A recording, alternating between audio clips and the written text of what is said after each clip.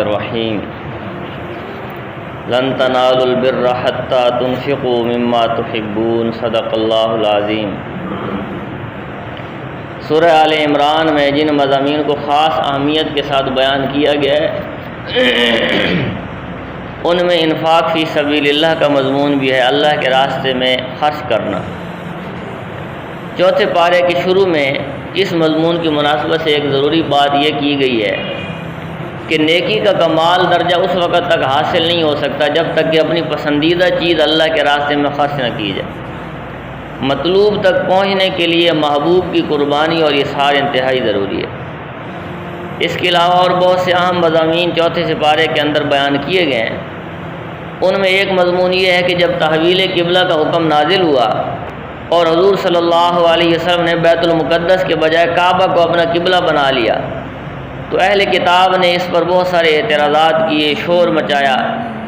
وہ کہنے لگے کہ بیت المقدس کعبہ سے افضل ہے اور اسے زمین پر اللہ تعالیٰ کا پہلا گھر ہونے کا شرف حاصل ہے۔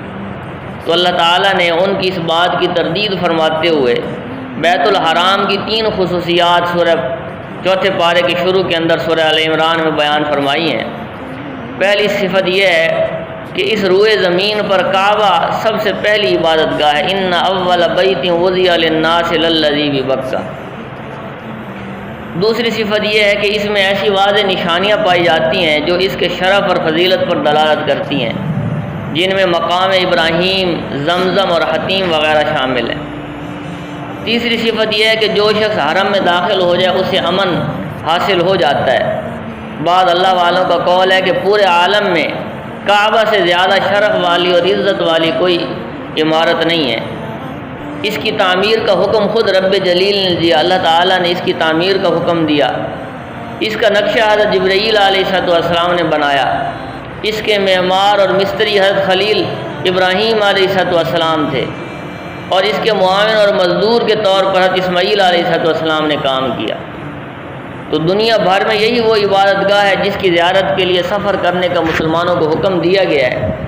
جو شخص سفر وغیرہ کے اخراجات برداشت کر سکتا ہو اور وجوب حج کی دوسری شرائط بھی پائی جائیں تو اس پر فوراً حج کرنا فرض ہو جاتا ہے، بغیر کسی عذر کے تاخیر کرنے سے وہ گناہگار ہوگا۔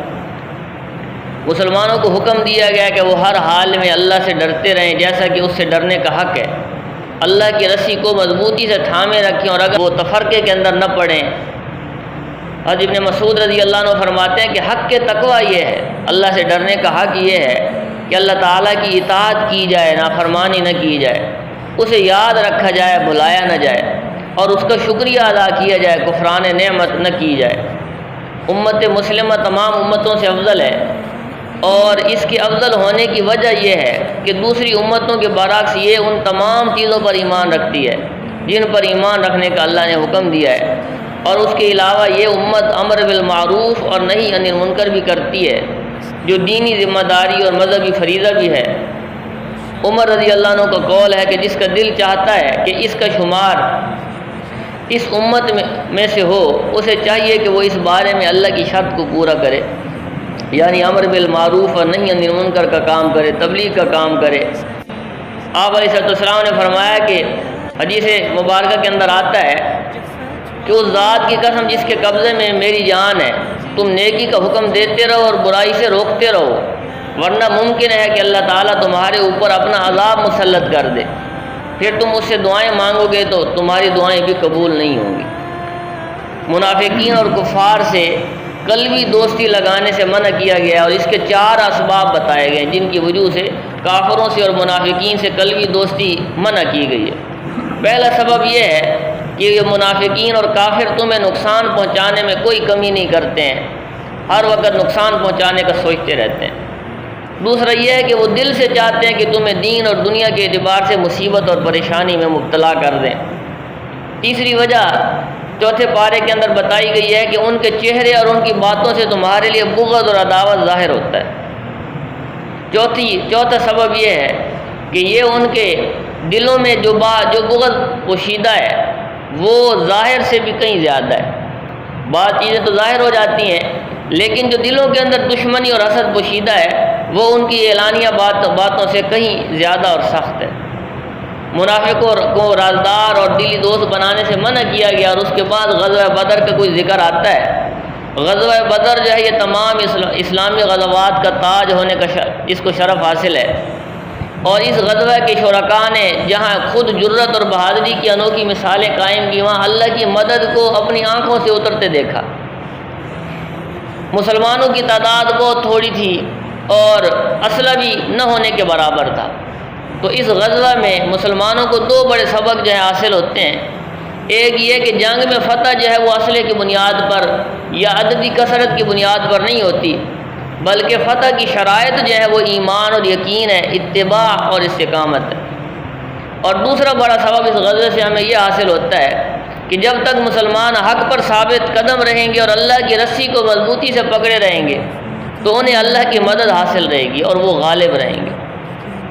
غزوہ بدر کے بعد اس صورت کے اندر جو مقصود ہے وہ غزوہ احد کا ذکر کرنا ہے، اور اس کا غزوہ احد کا ذکر جو ہے وہ 55 آیات کے اندر مکمل ہوا ہے۔ ان آیات میں شکست کے اسباب اور حکمتیں بھی بیان کی گئی ہیں اور تنبیہ بھی فرمائی گئی ہے۔ تاریخ اسلام سے معمولی بھی سمجھ بوجھ رکھنے والا شخص اس بات کو جانتا ہے کہ غزوہ بدر میں قریش ذلیل ہوئے اور قریش کے 70 بڑے سردار جو ہے وہ مارے گئے۔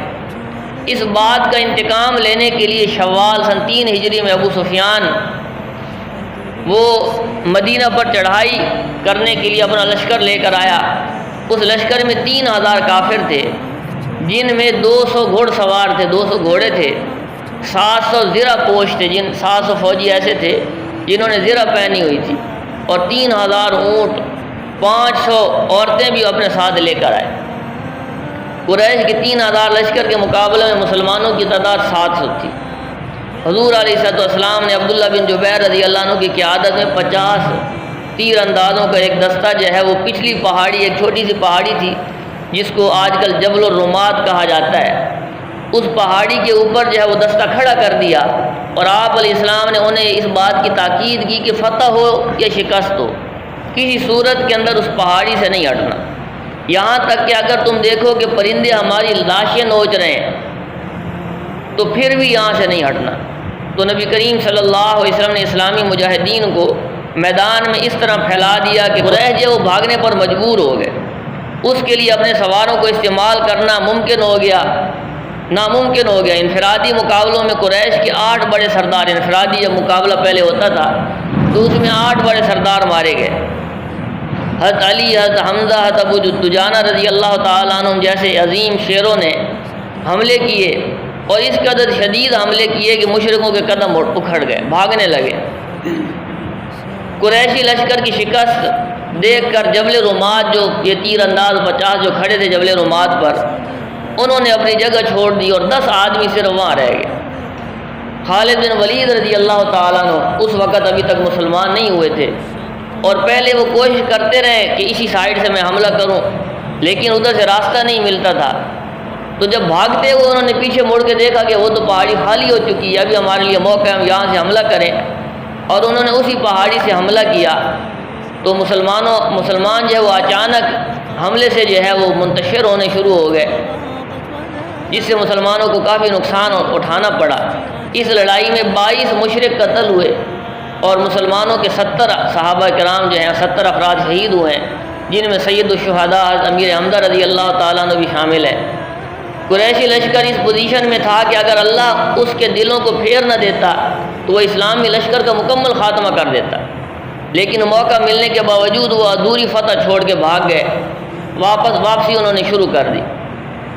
منافقین نے اپنی فطرت کے مطابق جو وسوسہ اندازی شروع کر دی کہ اگر مسلمان حق پر ہوتے تو انہیں شکست کیوں ہوتی۔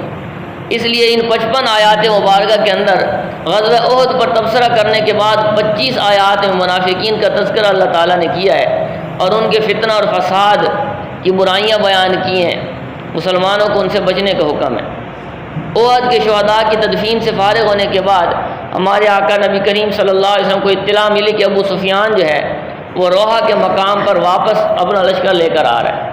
تو نبی علیہ السلام نے انہی سپاہیوں کو جو غزوہ احد کے اندر شریک تھے اور ابھی زخمی تھے، انہی کو حکم کیا کہ میرے ساتھ چلیں اور ہم ابو سفیان کے اس لشکر کا جو دوبارہ آ رہا ہے اس کا تعاقب کریں گے۔ تو صحابہ کرام اس پر حالانکہ زخمی تھے لیکن پھر بھی آپ علیہ السلام کی دعوت پر لبیک کا اور انتہائی جلدی سے تیار ہو گئے۔ یہ مدینہ منورہ سے 8 میل دور جو ہے حمراء الاسد ایک جگہ ہے، وہاں تک پہنچے تھے کہ اللہ تعالیٰ نے ان کافروں کے دلوں کے اندر ایسا رعب ڈالا کہ وہ تیزی سے مکہ کی جانب واپس بھاگ گئے، واپس کوچ کر گئے۔ سورہ آل عمران کے آخری رکوع میں اہل ایمان کا ذکر ہے جو ہر حال میں اللہ تعالیٰ کو یاد کرتے ہیں، ارض و سما آسمان اور زمین کی تخلیق میں غور کرتے ہیں اور اپنے رب کو پکارتے ہیں۔ آخر میں مسلمانوں کو 4 اصول بیان کیے گئے اور ان اصولوں کو اپنی زندگی کے اندر اپنانے کا حکم ہے۔ سب سے پہلی چیز صبر ہے، دین پر جمے رہنا اور مشکلات اور مسائل کی وجہ سے دل چھوٹا نہ کرنا۔ دوسرا مصابرہ ہے، دشمن کے مقابلے میں دشمن سے زیادہ استقامت اور بہادری کا مظاہرہ کرنا، اس کو مصابرہ کہا جاتا ہے۔